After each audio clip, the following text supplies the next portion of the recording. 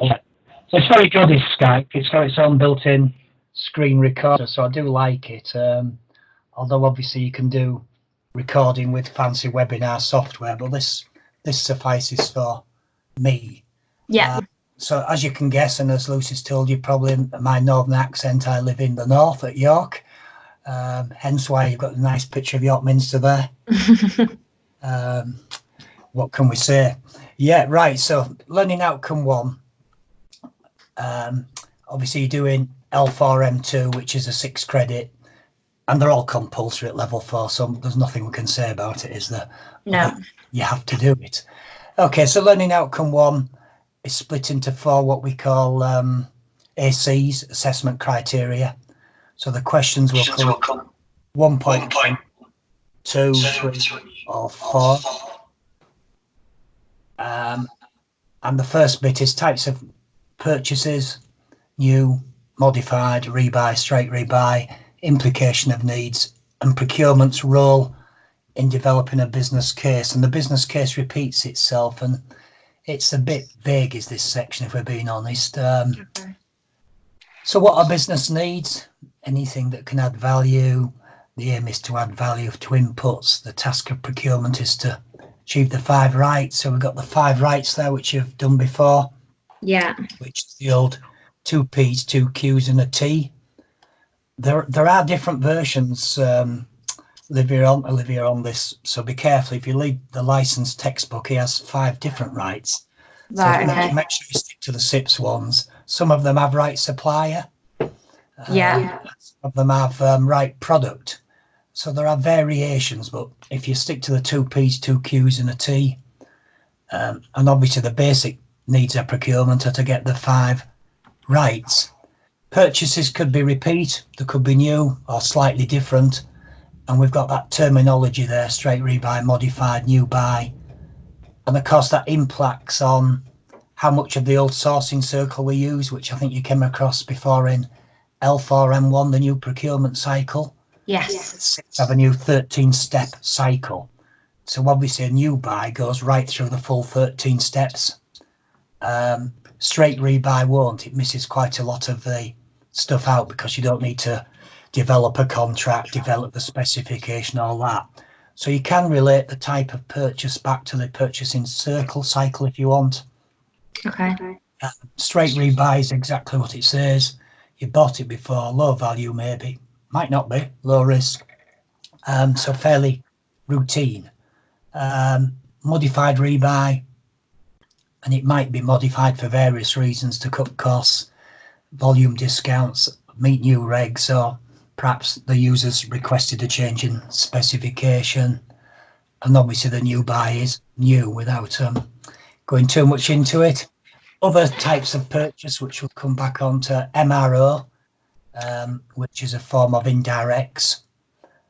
In a previous life, I was an indirect buyer, would you believe? Oh, really? Job title, one of them, yes. It caused confusion because everyone used to ask, so what do you do then? But yeah, and obviously MRO items are part of indirect. Some people think they're the same thing, but strictly they're a subset of indirect. So basically I was the non-production buyer. So there was about 12 production buyers and me. It was good stuff. And then there's capital equipment purchases, maybe commodities in some companies. So commodity can be minerals or sugar, cocoa, etc. Yeah. Purchasing could be leverage, bottleneck, etc. as per Kraljek. Yeah. There's different classifications. From the study guide there, and I shouldn't really take pictures from the study guide because it is copyrighted, but they give an example of things that might be a straight rebuy, things that could be a modified buy, things that could be a new purchase. But I think if you're asked in a list of which of these would be classed as this, or it wouldn't be hard to pull out, would it? No, I feel comfortable with that. Yeah, I think the more conceptually difficulties might be what would the difference be on something if it's a rebuy or that, and they give you 4 factors that might be different. But risk could be different, and routine versus new task is the sort of key difference, and how much of the purchasing cycle we go through, how many stakeholders are involved. It's fairly self-evident. That's the slide I normally use for that, which is the same as the CIPS one, really. And it's just an example from the Van Veel textbook of possible new tasks versus straight rebuys. So it's fairly innocuous, is that. What are the implications of business needs? Well, depending what it is, effort, problem-solving skills, risk, experience of buying the product, the tasks in the process, information required. So pretty generic. Don't think there's any point in learning those, really. But this study guide brings in my old friend Radsky, which Lucy will be familiar with. It's rather a silly concept. You may know it. I haven't heard of this one now. No, and it's crept in, to be honest, from the category management textbooks. Oh, okay. So in category management, O'Brien, who writes the most popular book on that, talks about the Radsky model for establishing business requirements or needs. And he basically says you go through each of these phases and steps and say, determine what the regulatory needs are, the availability needs, the quality needs, the surface needs, cost needs. And I've done a couple more slides on that, you'll see. So with the explanation there of each one. Oh, okay, great.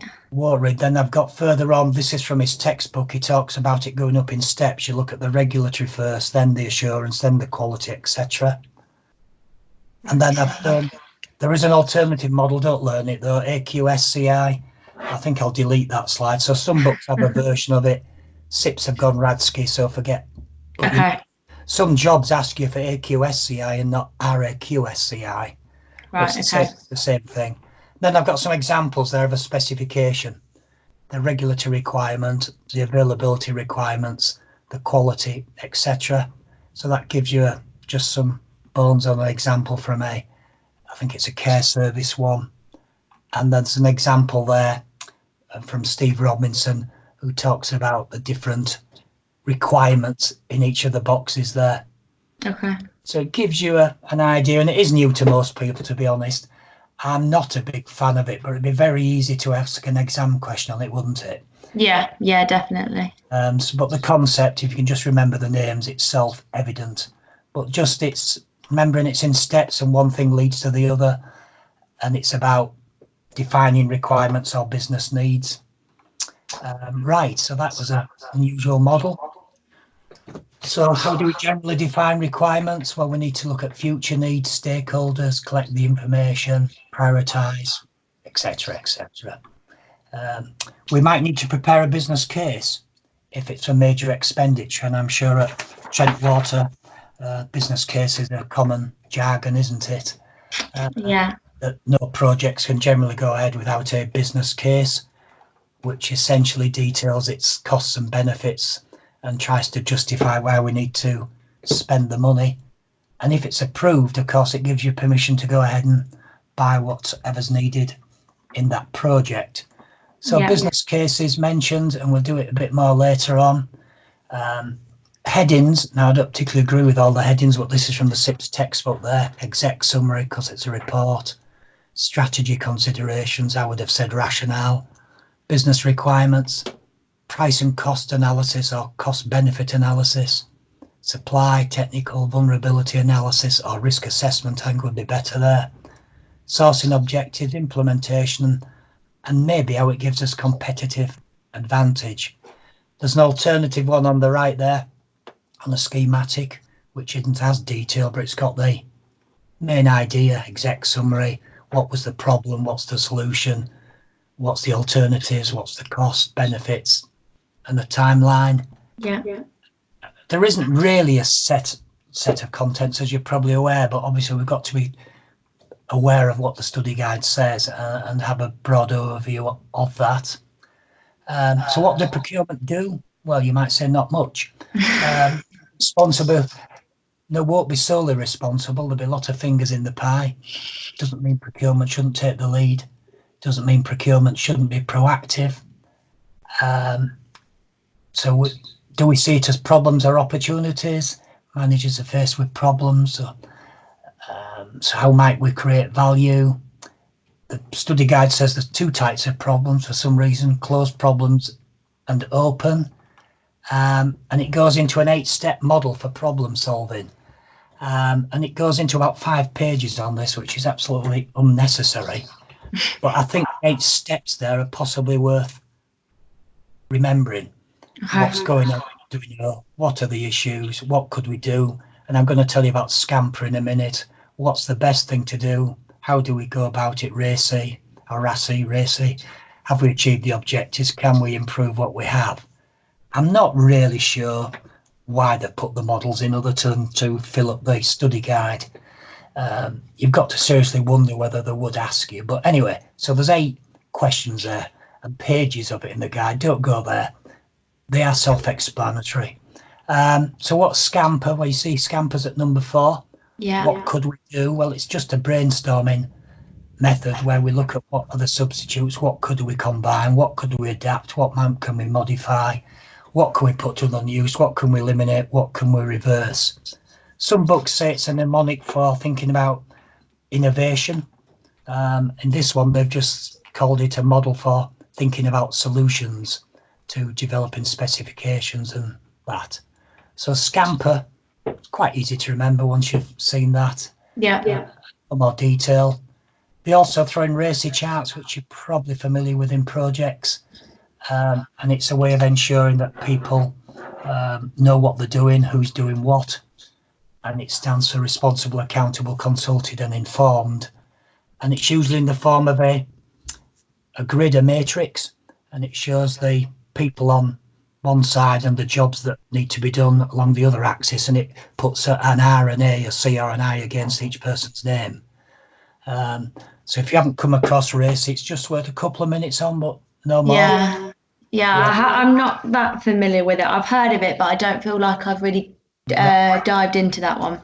And it's a tool in project management, really. Okay. But it's you could say sourcing a new product with a new spec as a project. So, you know, to make everyone sure that the right people are informed. Yeah. You could say it's part of stakeholder engagement because it'll make you think about who needs to be informed, who's in charge of it, etc. So it's a fairly tenuous link, but the study guide put it in. They also talk about solving problems, and they talk about the 5 whys. Yeah. Which is a fairly standard root cause analysis in quality management. Why 5 times, and you get to the root cause. So that's easy to learn. And then some readings. That's from the Oxcom suggestion. I'm not saying you should read them, but that's theirs. So that's pretty much 1.1. Yeah. I've tried to sort of cut through the rubbish there and just focus on what's really important. So 1.2 is about costs and prices and how you come up with them, the data we need to do that, classifications of costs, direct and indirect. I've already mentioned indirect buyers, and producing estimated costs and budgets. So cost and price are different. Cost is what the buying organisation pays to acquire the goods. The total sum could be price plus additions plus ownership and use. And price is what the seller charges for a package. So be careful, there are 2 sort of interpretations of price and cost. Yeah. You know, it can be what you paid, but cost is what it really costs you, including price. Data is important, obviously, in understanding prices. The more knowledge we've got, the better. And the research could be primary, it could be secondary, it might be based on numbers, quantitative, and it could be based on opinions, qualitative, which are fairly straight. So obviously primary is new, it's better, but it's more expensive, time consuming, all that. Yeah. Secondary already exists, it may be out of date, may not have been collected for the purpose it was intended, but there are advantages and disadvantages of all these. Where do we get data from? Secondary sources. I think you've done this sort of list on the other modules. Yeah, I think it's the same slide, isn't it? So I won't spend long on that, other than are you clear on what economic indices are? No. Right. Like to guess or no idea? No idea. If I said CPI to you, Consumer Price Index, Oh no, I didn't know that one either. That's an indices for measuring inflation. And if I said GDP, gross domestic product, that measures the size of the economy, whether it's growing or shrinking. Right, okay. So indices are numbers that help us understand trends. So you Okay. get commodity indices on prices movements, and you can get indices like on prices in general, CPI, inflation. So just, yeah, I think the CPI example would probably suffice. Great.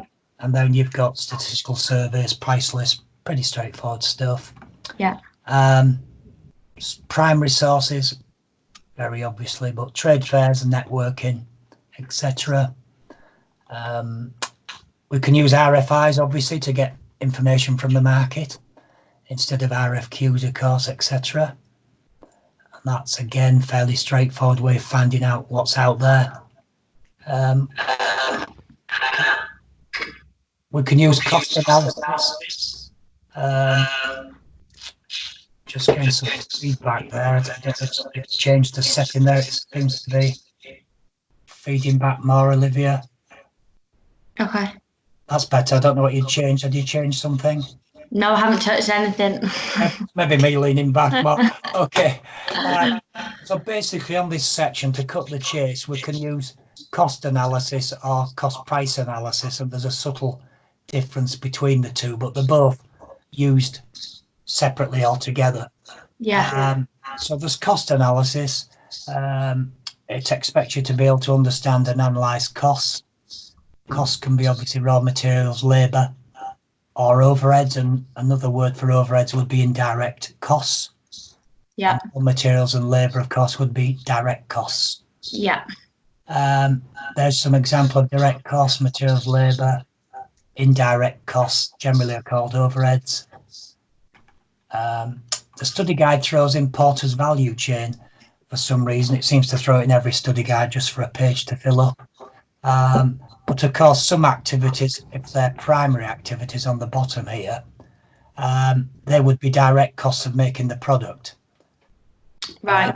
And any support activities, generally speaking, not 100% true, would tend to be indirect activities. So they've thrown that in just to explain there could be a difference whether it's a support activity or primary activity where the cost is incurred. And of course, a proportion of the support activities will be charged to each product, possibly as overhead. Yeah. But it's not strictly a direct cost. So they'll throw that in, not that they're going to ask you about the model, just if you can understand the concept of probably primary activities and support activities in relation to cost classifications. Yeah. So that's pretty straightforward. Apart from most students would look at that and say, why isn't support underneath to hold it up? It's a bit odd, isn't it? Support functions are on top. But anyway, conceptually, it would be better drawn, wouldn't it, with them for holding up the main functions? Yeah. So anyway, and then there's a CIPS slide here, which is shown in many study guides, and it is it's a little too complicated really for its own good. What it's saying is total costs are the direct costs plus overheads. Yeah. You think, well, it doesn't say that, but it does actually. In manufacturing only, not where you work probably, there are production overheads and other overheads. In most companies, there are just other overheads. So it's still direct cost plus overheads equals total. It's just that overheads can be split to production overheads and, if you like, selling and admin overheads, and that's it. Yeah. Don't go any more than that. Other cost classifications fixed, which we should have done negotiation, maybe variable. Yeah. And semi-variable. So obviously the definitions are worth learning. What's an example of a semi-variable cost? That's a good question. I think most of the books sort of cite some of the phone contracts where you might have a fixed element and then there could be a charge if you go over your allowance or if you use more than so much. Right, yes, yeah, that makes sense. Yeah, and I think utilities often have that. They have a standard charge and then there's a rate that kicks in above that. Yeah, okay. Yeah, and there's the famous graph that if you add fixed cost to variable cost, you get total cost. not rocket science, but it starts not at zero total costs because of the fixed costs here. So that chart is worth understanding. If we're looking at how total costs behave, they start not at zero and increase as we produce more units, which is fairly common sense. Yeah.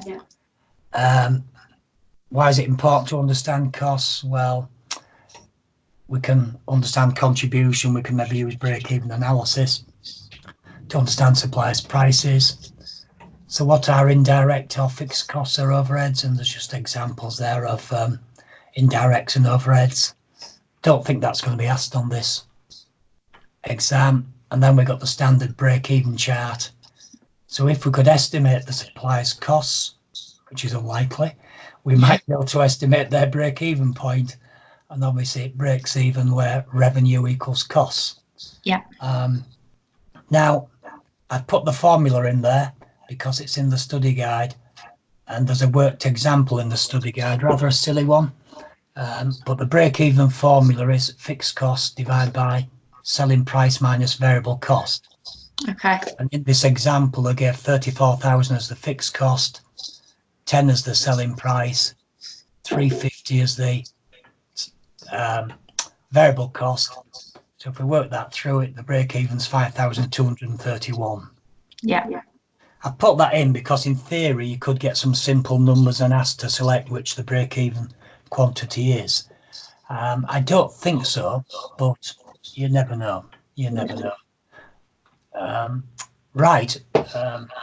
Purchase cost analysis. To be honest, most textbooks call it PPCA, not PCA, CIPS are calling it, but so it's usually called purchase price cost analysis, PPCA, but CIPS are calling it PCA.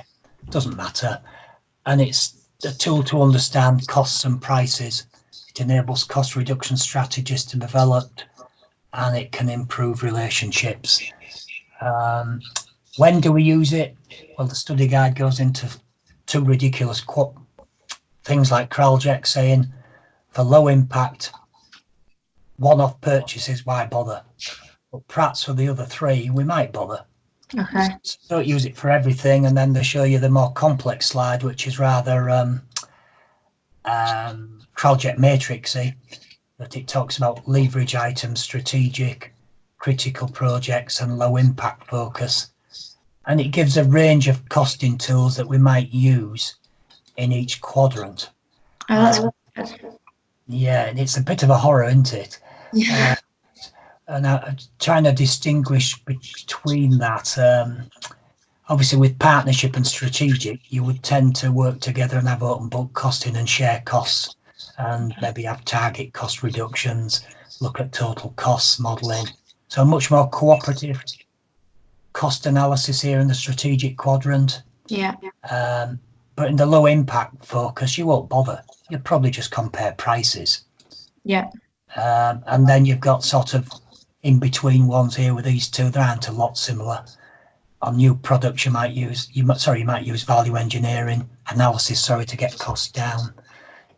Total cost modelling, not much different. They're just trying to use different words.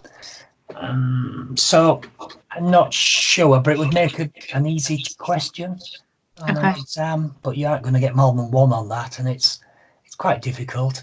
I much prefer the Kraljek itself, which you've come across before, and obviously strategic items you'd use every kitchen sink, and non-critical you'd probably use just price analysis. So it is the same really as that, with just modelling chucked on it.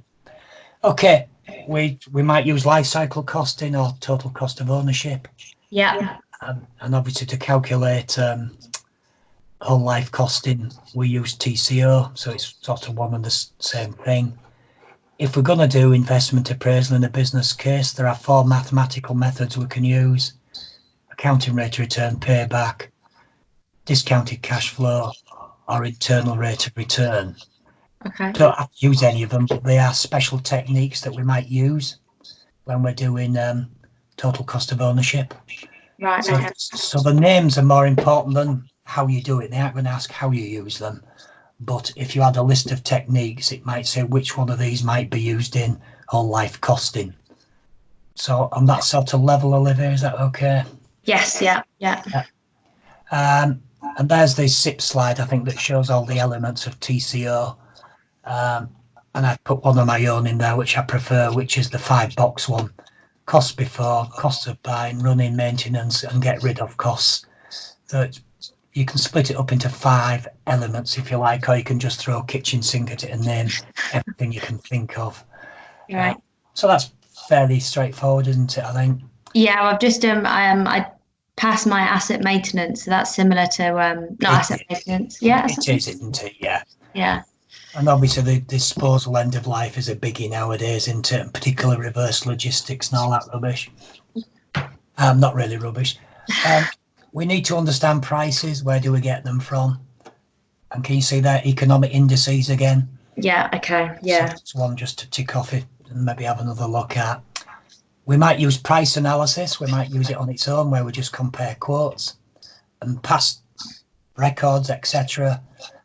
Or we might use cost analysis as well. As cost analysis focuses on the cost consistent with efficient production process, and price analysis looks at benchmarks of reasonableness. And cost analysis is used by the big boys, where they might build up what costs should be, and they might use it to set target costs. Or you might ask your supplier for a cost breakdown.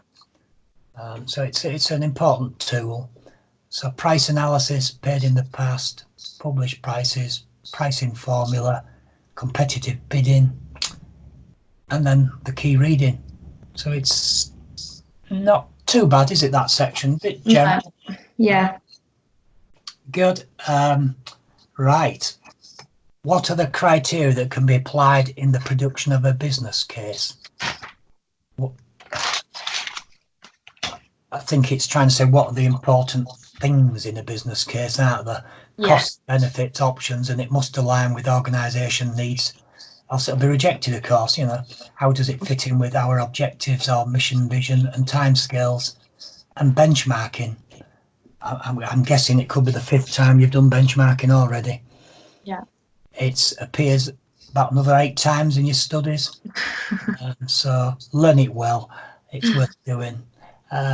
So what criteria might we use? Well, we've listed those already from the module content.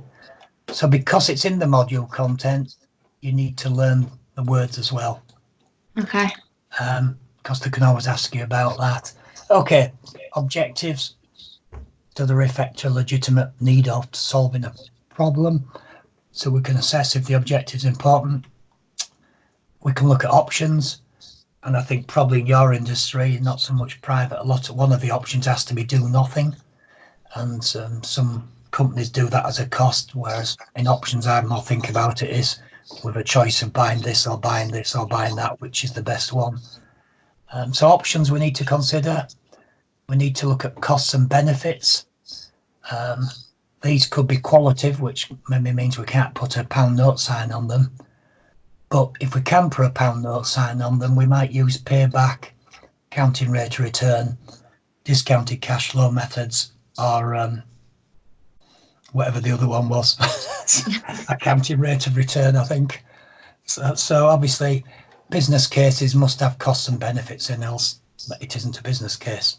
Yeah. What could the benefits be? Any of these: revenues, costs, profitability, value for money. It depends what the project is. Yeah. What the benefits are. So that's hardly worth learning, but obviously it could be one. There's a simple cost benefit analysis here, which is copied from Mind Tools, not me, I haven't copied it, but CIPS have. And it's a very simple example of it costs 26,000 and magically the benefits are slightly more. Look at these hypothetically round figures here that come out of fresh air that come to 45,000. An important concept though that's used in some textbooks is the benefit to cost ratio, which is, if you like, an idiot's way of saying, well, this is saying if it's positive, go ahead. But in plain English, it means the benefit's higher than the cost, then you should go ahead. So if the benefit's higher than the cost, the ratio must be bigger than 1. So it's a bit of nonsense calculating the BC ratio. But anyway, Some books have you do that. And payback there, 0.5 of a year, 0.59. So that's fairly straightforward. I can't see you getting them numbers, but it is an important part of a business case. We need to consider risks. What might we do about the risks? Well, I might run for it, avoid them. We might try and reduce them with this posh word mitigation. We could accept it, share it, limit it, manage it. Not the best words, but the study guide I think has these in. Okay. The ones, and I don't think I've got that. I'll need to check the study guide again, sorry. The one that's in nearly all the other units are the 4 T's. Tolerate, transfer, terminate, or treat. Yeah. So the 4 T's, I've just done that on 2 other units in the last week and nearly in every other unit. But I would just need to take a rain check whether the 4 T's are in the book. But even if they aren't, you could get examined on the 4 T's. But it might be worth just remembering the similar words: avoidance, mitigation, accept. And of course, if you take insurance out, that's a form of risk transfer, because you're paid a premium for them to bear the risk. So insurance is a transfer, and if we reduce the impact or the probability of a risk, it is treating the risk or mitigating the risk, if you like, for want of a word. And we've got the typical red, amber, green impact probability matrix. High risk, high impact, red, proceed, stop. Green, okay. Amber, be careful, etc. I don't think people really use these silly grids. They will use a risk register, and they will do the red, amber, green, as I'm sure you may do, and you will list them on the register, maybe impact probability. So the RAG system's important, and impact probability, there's a variation on it with some numbers. Not worth learning, it's fairly straightforward. Unfortunately, they've drawn the axes different here, so there's different ways of doing it. How do we implement a business case? Clear roles, using a RACI chart. Has there been proper communication? So make sure we've got a communication plan. Is the spec agreed, etc. And we might benchmark, which obviously you've got to be careful to say is not copying, but is in fact seeking continuous improvement by establishing gaps and trying to improve, not just to catch people up, but to overtake them. So obviously you need a definition there. And then the 4 types, can you remember the 4 types, Olivia? No. You will after your CIPS. It's always the same 4: internal, competitive, functional, and generic. Okay, yeah. So you could get a mini case study and you might be asked which sort of benchmarking are they doing. So you just need a basic understanding of each, not too much. Right. But importantly, so in your industry, you might be able to do internal benchmarking if you're a big enough company. But it isn't, companies can't really always do that. What the study guide has done is gone at great length down the benefits of and problems of internal, competitive, functional, and generic benchmarking. Okay, great. And they're going to be fairly easy to ask, aren't they, in an objective response type question. Yeah. And one of the problems, of course, of just doing it internally is you might never get better and the best of the rubbish in your group. It doesn't stretch, maybe. It depends on how good the rest of your company is. Limited growth opportunities, create unhealthy atmosphere, internal bias. They're fairly obvious. Yeah. You've looked at them. So maybe just be clear. And I always struggle with what generic is compared to the others, if I'm being honest. But if you focus on that, that's going to be a very easy questionnaire, isn't it? Especially they've gone into great length with these tables. Yeah. There could be which of the following type of benchmarking might produce, I don't know, or foster mediocrity, and it would be internal benchmarking. Yeah. Obviously, there are problems with benchmarking in general: confidentiality, finding a partner, not mistrust, I'm trying resistance and etc. etc. Yeah. So the 4 are worth learning. They're on 5 other units at least, Olivia, so I would learn them 4 well. Okay. There are other types, but CIPS have stuck with these 4. And I think there's a CIPS position on practice pop book. If you go onto the website and search, I'll just go Google CIPS benchmarking and it'll come with a link to their 4-page guide on benchmarking, which is worth a look at. Yeah. Okay, so that's the benchmarking. I'm not going to go through the pros and cons. They're fairly self-explanatory.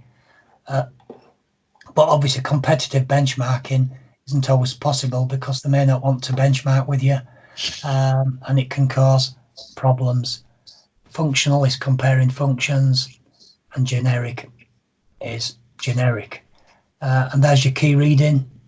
And we have got the one textbook that I would say to students, do buy if your company will pay for it. Yeah. The License and Farrington book. I don't know if you've got that, or whether Lucy and them's got it. It's superb. Okay, I love that one. I wouldn't buy anything else at level 4 because they're all rubbish. And it's good for level 5 and 6.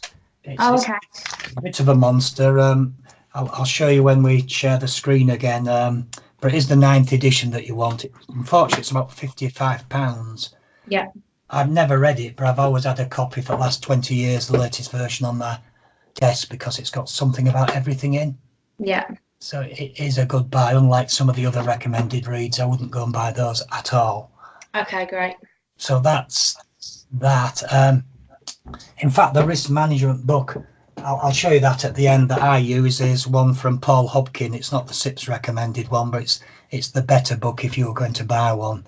Yeah. And it's not on that list, sorry. Right, 1.4, we're getting there now. Perhaps not your favourite, budgets. No.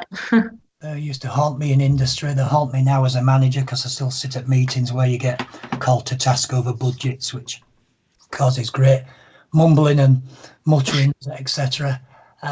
So budgets, the 4 learning outcomes, purpose, entries, control, and this dreaded word, variance.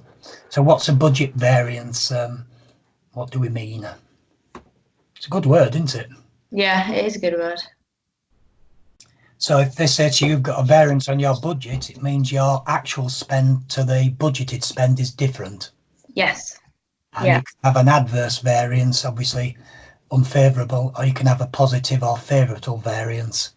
And businesses are controlled by budgets, and we would investigate by exception any variances above a certain percentage. So we can't investigate everyone because every figure would be different than actual to budget.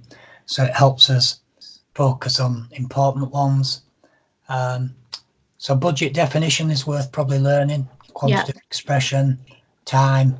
It's not always money, can be volumes. And budgetary control is comparing actual and budget. Objectives of a budget: communicate, motivate, measure, evaluate, pre-authorize, coordinate, control.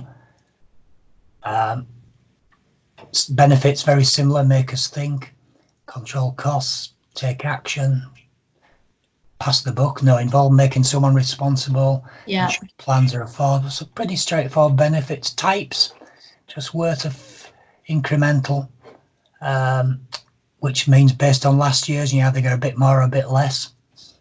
Okay. Zero based is very, it looks good, but it means you start with 0 and you have to justify every single item you want in your budget, which in practice is almost impossible for many managers to do, to justify every single item. But in theory, it means people who need the money get the money. Yeah. Then fixed budgets, where it's set for the year and you're judged solely against what was set at the start of the year. Yeah, that's what we practice with. Yeah, and it's rather unfair if your output's different. So a better form is to flex the budget and adjust it for the output. Right, yeah. So if you plan to make 1 million cars and the budgeted spend was 1 million, if you actually make 2 million cars, it's no good kicking purchasing for spending more than they should have done. Yeah. So flexible adjusts it based on output. And that's pretty much that. Cash flows are important because businesses that run out of cash stop, and I think that was the Mothercare one recently, 2 months ago. They ran out of, it wasn't generating enough cash to keep their operations going. And it's the cash bit that brings companies down, not the profit. So you can be making profits and run out of cash. So controlling timing is important. And I'll come back onto the timings in a second. Yeah, we briefly, the study guide shows the cash cycle. We receive raw materials, we make the product, we store them, we pay suppliers, we sell the products, and eventually we get money. So there's a cash cycle, there's a delay in how long it takes us to get the money. We buy materials up front, we pay people to make them, we send them to customers, and eventually we get paid. So the level of stock, the customer's payment terms, and your payment terms to suppliers, them three things affect the cash cycle. Yeah. So if you store less, pay your suppliers longer, chase your customers up, you reduce the cash flow cycle. And going back to timings, I don't think I've put the slide in, but if you were doing a cash flow statement, the cash flow forecast, you would put it in the month you actually receive it, not when you sold it. So the main difference between a cash flow statement and a profit and loss statement is I could sell something in December, it would go in my profit and loss account in December. Yeah. If my customers on 60 days, it wouldn't show on my cash flow forecast receipts till February. Yeah. So it is a different animal. So the timings with payments to customers and payments to suppliers are important when you put the entry in. Yeah. So that's fairly straightforward. Variances we've mentioned. It's vital to understand them and investigate variances. And variances can be positive, negative, adverse, or favourable. Call them what you may. And I've put a very simple one in there where sales budget was 500 and the actual was 605. So it's the only budget you want it to be over. And because it's over, it's favourable because that's good. Everyone else's budget who's over, of course, is adverse. Yeah. And you can see as a percentage, we can see 10%, advertising's favourable, delivery nothing. It's a very simple example, but that's That's a good way of looking at it, though, even though it's simple, because then you can take that and put it against a more complicated one. Yeah. And because this isn't flex, you could say, well, yeah, purchasing our 10% adverse, but you actually sold £605,000 worth compared to 500, so they've probably bought more material. Yeah. It's possibly not okay to kick the purchase manager. And some with labour costs, it could be because of the increased sales. Working hours. Yeah, so we need to drill down and understand the variances. Now, when we're looking at raw material variances, the variance is made up of two elements, what we paid for it and how much material was used. So you could have an adverse variance because you've used more than you thought, or it could be that you've paid more than you should have. Yeah. And there's some rather complex formula on the website in the book. Yeah. So to calculate direct material variance, there's a formula, and it simplifies to that.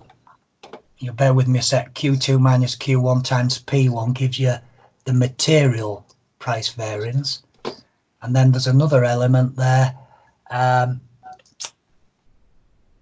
the price variance, which actually is P1 by P2 times Q2. You think that's awful, but if we work out both them variances, they add up to the total variance. And you think, oh.